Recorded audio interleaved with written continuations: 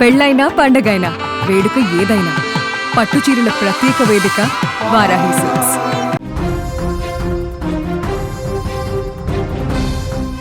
Breaking news చూస్తున్నాం. ప్రధానమంత్రి Narendra Modi civil ఆసుపత్రిలో అహ్మదాబాద్లో క్షతగాత్రులను పరామర్శిస్తున్నారు. గుర్తించినటువంటి మృతదేహాల్ని కుటుంబ సభ్యులకి వెంటనే అప్పగించాలని చెప్పి ఆదేశాలు జారీ చేశారు. మిగతా మృతదేహాలకి DNA పరీక్షలు అనేవి ప్రస్తుతం జరుగుతూ ఉన్నాయి. మృత్యుంజయుడు ఎవరైతే ఉన్నారో 242 మందిలో ఒక వ్యక్తి ప్రాణాలను దక్కించుకున్నాడు. రమేష్ విశ్వాస్ అతన్ని పరామర్శించారు ప్రధానమంత్రి మోదీ. దానికి సంబంధించినటువంటి విజువల్ కూడా మనం స్క్రీన్ మీద చూడొచ్చు. ఆ మృత్యుంజయుడి వీడియో ఎప్పుడైతే ప్రమాదం జరిగిందో ప్రమాదం నుంచి సురక్షితంగా బయటపడ్డటువంటి ఆ రమేష్ విశ్వాస్కు సంబంధించినటువంటి వీడియో మనం స్క్రీన్ మీద చూస్తున్నాం. అతను నేరుగా అలాగే నడుచుకుంటూ అంబులెన్స్ ఎక్కినటువంటి పరిస్థితి. ఆసుపత్రిలో ప్రస్తుతం ఈ క్షణం ప్రధానమంత్రి నరేంద్ర మోదీ క్షతగాత్రులను పరామర్శిస్తున్నటువంటి దృశ్యం మనం స్క్రీన్ మీద చూడొచ్చు. హాస్పిటల్కి సంబంధించిన దృశ్యాలు, ఆయన హాస్పిటల్లో ఎంటర్ అయ్యి లోపలికి వెళ్తున్నటువంటి దృశ్యాలు కూడా మనం స్క్రీన్ మీద చూస్తున్నాం. DNA పరీక్షలు కంప్లీట్ అయిన తర్వాత మృతులు ఎవరన్నది గుర్తిస్తే గనక కుటుంబ సభ్యులకు వెంటనే అప్పగించండి అని చెప్పి ప్రధానమంత్రి నరేంద్ర మోదీ చెప్పినటువంటి పరిస్థితి. ప్రస్తుతం ఆసుపత్రి దగ్గర ఎలాంటి సిచ్యువేషన్ ఉందో తెలుసుకునే ప్రయత్నం చేద్దాం. అహ్మదాబాద్ నుంచి సివిల్ ఆసుపత్రి నుంచి లైవ్లో మా ప్రతినిధి హర్షిని సిద్ధంగా ఉన్నారు. ఎస్ హర్షిని, అక్కడ ఏంటి పరిస్థితి? అక్కడ కుటుంబ సభ్యులు ఎవరైతే చనిపోయిన వాళ్ళు ఉన్నారో వాళ్ళ కుటుంబ సభ్యులు ఆర్తనాదాలు కనిపిస్తున్నాయి, చాలా బాధ కనిపిస్తుంది, ఆవేదన కనిపిస్తుంది. ప్రధానమంత్రి నరేంద్ర మోదీ కళ్ళలో కూడా ఆ కళ్ళు చెమర్చినటువంటి దృశ్యాలు మనం చూస్తూ ఉన్నాం. ఏంటి అక్కడ సిచ్యువేషన్? మల్లి గారు, ఇక్కడ నీటు మనకి అయితే అయోమయమైన పరిస్థితి. అసలు ఎవరిని పోల్చుకునే పరిస్థితి. అసలు ఉన్నారో లేరో, మా వాళ్ళు అసలు ఆ టైంలో అక్కడ ఉన్నారో లేదో, వాళ్ళ ఫోన్లు రింగ్ అవ్వట్లేదు, వాళ్ళు ఎక్కడున్నారో తెలియదు అని ఏడుస్తున్న విజువల్స్ మనం చూపించగలిగాం జనాలకి. సో నిన్న నైట్ వరకు అది పరిస్థితి. నిన్న నైట్ కూడా మనం ఎలా చేయకపోతే మనం పర్మిషన్ చెప్పి అప్పుడు మనకి తెలిసిన ఇన్ఫర్మేషన్ ప్రకారం స్టూడెంట్స్ అయితే 5 మంది చనిపోయారు. స్పెషాలిటీ సూపర్ స్పెషాలిటీ డాక్టర్స్ ఎవరైతే ఉన్నారో 50 మంది, అలాగే ప్రయాణికులు, ఇవంతా కలిపి అఫీషియల్ గా బయటకు ఒక్కొక్కటి అనౌన్స్మెంట్ వస్తూ ఉంది. సో ఫార్ మనకైతే 269-65 మంది కన్ఫర్మ్ చనిపోయారు అని. మిగతా ఇంకా రావాల్సింది. సివియర్ బర్న్స్ లో ఉన్న వాళ్ళు కూడా ఉన్నారనమాట. వాళ్ళది చాలా క్రిటికల్ కండిషన్ లో ఉంది హెల్త్. సో మేబీ వాళ్ళ ఆరోగ్యం లేదా వాళ్ళ పరిస్థితి కుదుటపడ్డాక అనౌన్స్ చేస్తారేమో. మరి ఇంకా ఇక్కడ బంధువుల పరిస్థితులు అసలు ఎలా ఉంది అంటే అయోమయ స్థితిలో బ్రిటిష్ నుండి వచ్చిన వాళ్ళు కూడా చాలా మంది బయట వెయిట్ చేస్తున్న గుర్తించలేని పరిస్థితుల్లో ఉన్నాయి. కాబట్టి వాళ్ళు వాళ్ళ కాదా అట్లీస్ట్ ఏదో ఒక చిన్న ఆనవాళ్ళు జరిగితే DNA టెస్ట్ చేయించుకొని వాళ్ళకి లాస్ట్ రైట్స్ ఏదైతే ఉన్నాయో చేయించుకోగలము అని చెప్పి వాళ్ళ బాధ వర్ణనాతీతం అండి. ఇలాంటి పరిస్థితి అసలు ఎప్పటికీ రాకూడదు. చాలా విషయాల్లో మనం అనుకుంటూ ఉంటాము. రమేష్ విశ్వాస్ తో ప్రధానమంత్రి నరేంద్ర మోదీ మాట్లాడారు.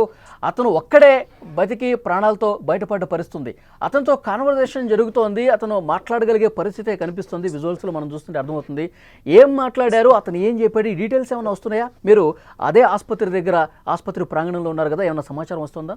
రామ్మోహన్ నాయుడు గారితో అలాగే ప్రధానమంత్రి మోదీ గారు మాట్లాడటం జరిగింది. వాళ్ళు తప్ప ఎవరు కమ్యూనికేట్ చేయడానికి అలౌ చేయట్లేదు. నైట్ మనం కూడా వెక్కించాము. ఆ డోర్ బయటే ఉంటే విజువల్స్ మీరు చూడొచ్చు, లోపలికి వెళ్ళి మాట్లాడించడానికి. బట్ వాళ్ళు అలౌ చేయలేదు. ఆ లోపల నుంచి వచ్చిన ఒక నర్సును మేము అడగడం జరిగింది, తన లోపలే ఉన్నారంటే ఆయన లోపలే ఉన్నారు. తో పాటు ఎంతమంది ఉన్నారంటే లెక్క పెట్టలేనమ్మా, అంతమంది లోపలే ఉన్నారని చెప్తున్నారు అనమాట. సో ఆయనతో మాట్లాడాలని చాలా మంది వెయిట్ చేస్తారు. కానీ రామ్మోహన్ నాయుడు గారి మోదీ గారి మాట్లాడగలిగారు. సో మీకు ఎవరికి ఇంకా ఏమి ఇన్ఫర్మేషన్ బయటికి రానివ్వట్లేదు. ఇంకా మన పోస్ట్ మార్టం వార్డు దగ్గరికి వెళ్ళగలిగాం అనమాట. జస్ట్ దొరికింది నిన్న నైట్. ఇప్పటికి మనకి ఇంకా తరలిస్తూ ఉన్నారు. అక్కడక్కడ కూడా అప్పటికి తీసుకొస్తూ ఉన్నారు. ఇంకా పోస్ట్ మార్టం వార్డ్ లోనే ఉంది. నాకు తెలిసి అది ఇంకా చేపట్టలేదు. DNA టెస్ట్ దాకా ఆ స్టేజ్ వరకు వెళ్ళలేదు. ఇంకా సెగ్రిగేట్ చేసే పనిలోనే ఉన్నారు. ఇంకా బాడీ పార్ట్స్ సేకరించే పనిలోనే ఉన్నారు. ప్రస్తుతానికి అక్కడి నుంచి మొత్తం ఎవరైతే బాడీ పార్ట్స్ ఉన్నాయో, లేకపోతే ఎవరైనా చనిపోయిన వాళ్ళు ఉన్నారో వాళ్ళందరినీ తీసుకొచ్చి సేకరించి పోస్ట్ మార్టం వార్డ్ లో ఉంచారు. ఇంకా నెక్స్ట్ ప్రక్రియ ఏదైనా DNA కానీ వాళ్ళ ఆనవాళ్ళు గుర్తించాలి, వస్తువుల ద్వారా గుర్తించడం కానీ ఓకే హర్షిని, మరింత ఇన్ఫర్మేషన్ కోసం మళ్ళొకసారి మిమ్మల్ని కాంటాక్ట్ చేసే ప్రయత్నం చేస్తాం. విజువల్స్లో మనం చాలా స్పష్టంగా చూడొచ్చు, ప్రధానమంత్రి నరేంద్ర మోదీ సివిల్ ఆసుపత్రిలో క్షతగాత్రులను పరామర్శిస్తున్నారు. మృత్యుంజయుడు అన్నటువంటి రమేష్ విశ్వాస్ను కూడా పరామర్శిస్తున్నారు. అతను కొంచెం బాగానే మాట్లాడుతూ ఉన్నాడు. అసలు ఏం జరిగింది ప్రమాద సమయంలో, ఆ క్షణంలో కేవలం 10 అంటే 10 సెకండ్లలో బలమైనటువంటి గోడతో ఢీ కొట్టినటువంటి పరిస్థితిలో ఆయన ఎగ్జిట్ ఏదైతే విండో ఉందో, ఎమర్జెన్సీ విండో, దాంట్లోంచి బయటికి వచ్చి తన ప్రాణాలు కాపాడుకున్నాడు రమేష్ విశ్వాస్. అతన్ని పరామర్శించి వివరాలు తీసుకుంటా ఉన్నారు. అంతకుముందు సంఘటనా స్థలాన్ని కూడా పరిశీలించారు ప్రధానమంత్రి నరేంద్ర మోదీ. సంఘటనా స్థలంలో అసలు ఎలాంటి సిచ్యువేషన్ ఉందో, ప్రతి ఒక్క ప్రదేశాన్ని కూడా, భవనం అక్కడ ఉన్నటువంటి ఏ విధంగా దెబ్బతింది, అక్కడ చెట్లు ఏ విధంగా కాలిపోయాయి, ఆ క్షణంలో ప్రత్యక్షంగా చూసిన వాళ్ళు, అధికారులు తీసుకున్నటువంటి సమాచారం, ఇవన్నీ కూడా పరిశీలించారు ప్రధానమంత్రి నరేంద్ర మోదీ. అక్కడి నుంచి నేరుగా ఆసుపత్రి దగ్గరకు వచ్చి క్షతగాత్రులను పరిశీలిస్తున్నటువంటి పరిస్థితి మనం చూడొచ్చు. సో ప్రధానమంత్రి నరేంద్ర మోదీ దిగ్భ్రాంతి వ్యక్తం చేశారు. నిన్న ఈ ఘటన తెలిసిన వెంటనే ఆయన షాక్ గురయ్యారు. దేశం మొత్తం కూడా షాక్ అయినటువంటి పరిస్థితి ఉంది. సో వెంటనే అక్కడ సహాయక చర్యలు ప్రారంభించారు.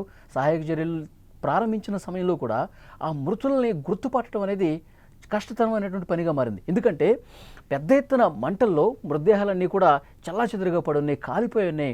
గుర్తుపట్టని స్థితిలో ఆ మృతదేహాలన్నీ కూడా ఉన్నాయి. వాటన్నిటినీ కూడా ఇప్పుడు ఆసుపత్రికి తీసుకెళ్తున్నారు. పోస్టుమార్టం జరుగుతుంది, డిఎన్ఏ పరీక్షలు జరుగుతున్నాయి. ఎందుకంటే గుర్తుపట్టినటువంటి ఆ మృతదేహానికి డిఎన్ఏ పరీక్ష చేస్తేనే ఈ మృతదేహం ఏ కుటుంబానికి చెందిందనేది కూడా తెలిసే అవకాశం ఉంటుంది. సో ఆ ప్రక్రియ జరుగుతుంది. కుటుంబ సభ్యులు ఆసుపత్రి దగ్గర పడిగాపులు కడుతున్నటువంటి పరిస్థితి ఉంది. ఎంతోమంది కుటుంబ సభ్యులు అక్కడ ఆసుపత్రి దగ్గర వేచి చూస్తున్నారు. తీవ్రమైనటువంటి ఆవేదనలో ఉన్నటువంటి పరిస్థితి కనిపిస్తోంది. ప్రధానమంత్రి నరేంద్ర మోదీ అక్కడ ఆసుపత్రిలో క్షతగాత్రులను పరామర్శిస్తున్నారు. బతికినటువంటి ఒకే ఒక్కడు రమేష్ విశ్వాస్ను కూడా పరామర్శిస్తున్నటువంటి దృశ్యం మనం స్క్రీన్ మీద చాలా స్పష్టంగా చూడొచ్చు. అసలు ఆ సమయంలో ఏం జరిగింది, కూలిపోతున్నప్పుడు ఆ విమానం ఒక్కసారిగా వైద్యులు ఉండే ఆ హాస్టల్ భవనాన్ని ఢీ కొట్టినప్పుడు ఏం జరిగింది, అవన్నీ కూడా చాలా క్లియర్గా ఆయన చెప్తున్నట్టుగా మనకు కనిపిస్తోంది. సో దర్యాప్తు చేసే అధికారులు కూడా రమేష్ విశ్వాస్ని మరొకసారి విచారించే అవకాశం కనిపిస్తుంది. అక్కడ ఏం జరిగింది, ఆ సమయంలో ఎలాంటి కుదుపుకు లోనైంది, దీనికి కారణం సాంకేతిక సమస్య, ఆ సమయంలో ఏమన్నా అలర్ట్ జారీ చేశారా, అక్కడ సిబ్బంది ఉంటారు విమానంలో, వాళ్ళు విమానం టేకాఫ్ అయిన తర్వాత ఎలాంటి అలర్ట్ ఇచ్చారు, ఇవన్నీ కూడా ఆయన ఇంకా యాక్టివ్గా మాట్లాడిన తర్వాత బయటకు వచ్చే అవకాశం కనిపిస్తుంది. ప్రధానమంత్రి నరేంద్ర మోదీతో ప్రమాదానికి సంబంధించిన వివరాలు ఆయన వ్యక్తపరుస్తున్నటువంటి దృశ్యాలు మనం స్క్రీన్ మీద చాలా స్పష్టంగా చూస్తూ ఉన్నాం. అంతకుముందే మోదీ సంఘటన జరిగినటువంటి ఆ ప్రదేశాన్ని పూర్తిగా పరిశీలించారు. ఏవియేషన్ మినిస్టర్ రామ్మోహన్ రెడ్డి కూడా దానికి సంబంధించిన డీటెయిల్స్ ఇచ్చారు. ఆ భవనం ఏ విధంగా దెబ్బతింది, ఆ భవనంలో ఉన్నటువంటి వైద్యులు ఎవరైతే ఉన్నారో వాళ్ళు కూడా చాలామంది చనిపోయినటువంటి పరిస్థితి. 60 నుంచి 70 మంది వైద్యులు ఆ బిల్డింగ్లో ఆ సమయంలో ఉన్నారు. సో వాళ్ళలో ఎంతమంది బతికారు, ఎంతమంది చనిపోయారు, వాళ్ళకి సంబంధించిన డీటెయిల్స్ కూడా ఈ సాయంత్రం వరకు వచ్చే అవకాశం కనిపిస్తోంది. దేశంలో జరిగిన అతిపెద్ద విషాదం, అతిపెద్ద ఘటనగా దీన్ని చూడాల్సిన అవసరం కనిపిస్తుంది. ఎయిర్ ఇండియా ప్రమాదాలు చాలా తక్కువగా జరుగుతుంటే, ఇంతకుముందు సాంకేతిక సమస్యలు ఉన్నప్పటికీ కూడా ఇంత పెద్ద విషాదం జరగని పరిస్థితి ఉంది. కానీ ఇప్పుడు ఇది జరిగినటువంటి నేపథ్యంలో దీని వెనక కారణం ఏం కనిపిస్తుంది, సాంకేతిక సమస్య వస్తే ఆ సమస్య రావడానికి ప్రధాన కారణం ఏంటి, ఎవరు తప్పిదం కనిపిస్తుంది, ఇవన్నీ కూడా దర్యాప్తులో వెల్లడే అవకాశం ఉంది. ఎవరి నిర్లక్ష్యం ఉన్నా సరే ఉపేక్షించే పరిస్థితే లేదు, చాలా కఠినంగా వ్యవహరించే అవకాశం ఉందని చెప్పి అధికారులు కావచ్చు, ప్రధానమంత్రి మోదీ స్థాయి నుంచి అందరూ కూడా చెప్తున్నటువంటి పరిస్థితి ఉంది. సో దర్యాప్తు అయితే ప్రస్తుతం జరుగుతోంది. ఆ కుటుంబాల గురించి ఒక్కసారి మనం మాట్లాడుకోవాల్సిన అవసరం ఉంది. విమానంలో ప్రయాణం చేస్తున్నటువంటి కుటుంబాలు ఎవరైతే వాళ్ళు టికెట్ బుక్ చేసుకుని తమ కుటుంబ సభ్యులను కలవటానికి లండన్ వెళ్తున్నారు, కొంతమంది చదువుకోవడానికి వెళ్తున్నారు, కొంతమంది అక్కడ స్థిరపడ్డ వాళ్ళు ఉన్నారు, అక్కడి నుంచి వెకేషన్ కోసం వచ్చి ఇక్కడ వెకేషన్ పూర్తి చేసుకుని వెళ్తున్న వాళ్ళు ఉన్నారు, ఒకరు భర్తను కలవటానికి వెళ్తున్నారు, ఒకరు తమ ఫ్యామిలీ మెంబర్స్ని అక్కడ ఉన్న వాళ్ళని కలవటానికి వెళ్తున్నారు. మాజీ ముఖ్యమంత్రి గుజరాత్కి సంబంధించిన విజయ్ రూపానీ గారు తన కుమార్తె లండన్లో ఉంది, ఆయన కూడా వెళ్తున్నారు, ఆయన కూడా ఈ ప్రమాదంలో చనిపోయినటువంటి పరిస్థితి ఉంది. అధికారికంగా ప్రకటన కూడా జారీ అయింది. సో వారి మృతదేహం కూడా కుటుంబ సభ్యులకు అప్పగించే ప్రక్రియ ప్రస్తుతం జరుగుతోంది. ప్రధానమంత్రి నరేంద్ర మోదీ నుంచి కేంద్ర మంత్రులు, దేశంలో ఉన్నటువంటి అన్ని రాష్ట్రాల ముఖ్యమంత్రులు, అన్ని పార్టీల నాయకులు కూడా స్పందించారు, ప్రముఖులందరూ స్పందించారు. హృదయం కలచివేసినటువంటి ఘటన జరిగింది. భారతీయులు 169 మంది చనిపోయినటువంటి పరిస్థితి. అతిపెద్ద ప్రమాదం, అతిపెద్ద విషాదంగా దీన్ని చూడాల్సినటువంటి అవసరం ఉంది. ఎందుకంటే ఎయిర్ ఇండియా ప్రమాదం బలంగా ఆ గోడను తాకినప్పుడు, హాస్టల్ భవనాన్ని తాకినప్పుడు ఒక్కసారిగా మంటలు ఏ విధంగా ఎగసిపడ్డాయో నిన్న వీడియోలో మనం అందరం కూడా చూసాం. ఎందుకంటే అందులో 1,20,000 లీటర్ల ఫ్యూయల్ ఉంది. విమానంలో ఇంధనం ఒక్కసారిగా మండేసరికి విమానం మొత్తం కూడా కాలిపోయినటువంటి పరిస్థితి ఉంది. విమానం ఆ మంటల్లోనే 241 మంది ప్రయాణికులు ఆన్ ద స్పాట్ కాలి బూడిదైపోయినటువంటి పరిస్థితి ఉంది. సో ఇది ఇంతటి పెను విషాదం ఈ మధ్యకాలంలో ఎప్పుడూ జరగలేదు. ఈ విషాదాన్ని తలుచుకొని పలువురు కుటుంబ సభ్యులైతే కన్నీళ్లు పరిమితమవుతున్నారు. ఆకలి, దప్పిక, నిద్ర ఏమీ లేకుండా ఆసుపత్రి దగ్గర పడిగాపులు పడుతున్నారు. కనీసం మృతదేహాన్ని అప్పగిస్తేనైనా మేము తీసుకెళ్తాం అనుకుంటే ఆ మృతదేహం కూడా దొరకనటువంటి పరిస్థితి. అంత దారుణమైనటువంటి విషాదం, పెను ప్రమాదం మిగిల్చిందని చెప్పాలి. విజువల్స్లో మనం చాలా స్పష్టంగా చూస్తున్నాం. ప్రధానమంత్రి నరేంద్ర మోదీ ఆసుపత్రిలో క్షతగాత్రులను పరామర్శించడానికి వెళ్తున్నటువంటి దృశ్యం మనం చూస్తున్నాం. ఇప్పటికే క్షతగాత్రులందరినీ కూడా పరామర్శించారు. వైద్యులు ఎవరైతే ఆ హాస్టల్ భవనంలో ఉన్నారో, క్షతగాత్రులు ఉన్నారో వాళ్ళని పరామర్శిస్తున్నారు. ఎందుకంటే మృతులు ఎవరు కూడా గుర్తుపట్టని పరిస్థితి ఉంది. ఒకే ఒక మృత్యుంజయుడు ఉన్నాడు, ప్రాణాలతో బయటపడ్డ వ్యక్తి, అతన్ని పరామర్శించినటువంటి పరిస్థితి ఉంది. సో ఒక ఉన్నత స్థాయి సమీక్షా సమావేశం కూడా ప్రధానమంత్రి నరేంద్ర మోదీ ఏర్పాటు చేయబోతున్నారు. ఇలాంటి ప్రమాదాలు జరగటానికి కారణాలేంటో విశ్లేషించాల్సిన అవసరం ఉంది. భవిష్యత్తులో ఇలాంటివి జరగకుండా ఉండాలంటే ఏం చేయాలి? వీటన్నిటి మీద చాలా ఒక పటిష్టంగా, ఒక పకడ్బందీగా ప్రణాళికతో ముందుకు పోవాల్సిన అవసరం ఉంది. ప్రమాదాల నివారణ కమిటీని ఒకటి ఏర్పాటు చేయాల్సినటువంటి అవసరం ఉంది.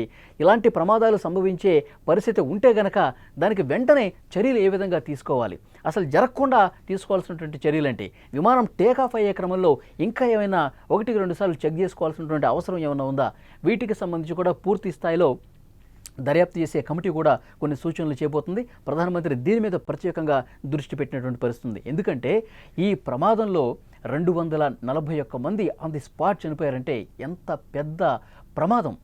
మంటల్లో కాలిపోయి చనిపోయారు. ఆ కుటుంబ సభ్యులు కూడా ఆ కన్నీళ్ళని వర్ణించలేనటువంటి పరిస్థితి.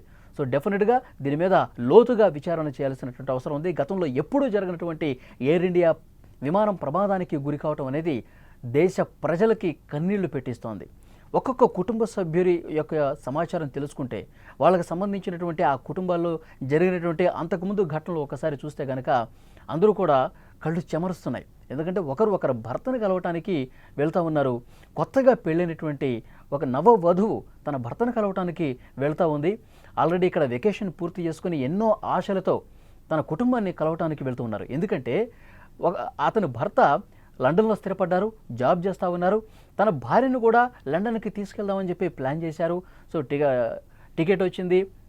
ఆ వీసాకి సంబంధించినటువంటి నిబంధనలన్నీ కూడా సక్సెస్ఫుల్గా కంప్లీట్ చేసుకొని ఆమె తన భర్తను కలవటానికి వెళుతున్నటువంటి క్రమంలో ఈ ప్రమాదంలో ఆమె చనిపోయింది.